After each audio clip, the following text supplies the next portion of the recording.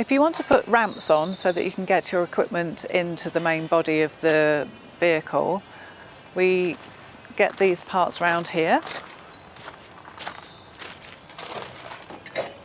So we just need these first. Undo the back, lower this down.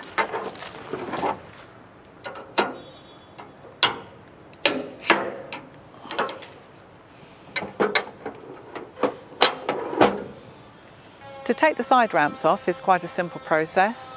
First of all, flick up the sides and remove the lever on this side, and then out they come.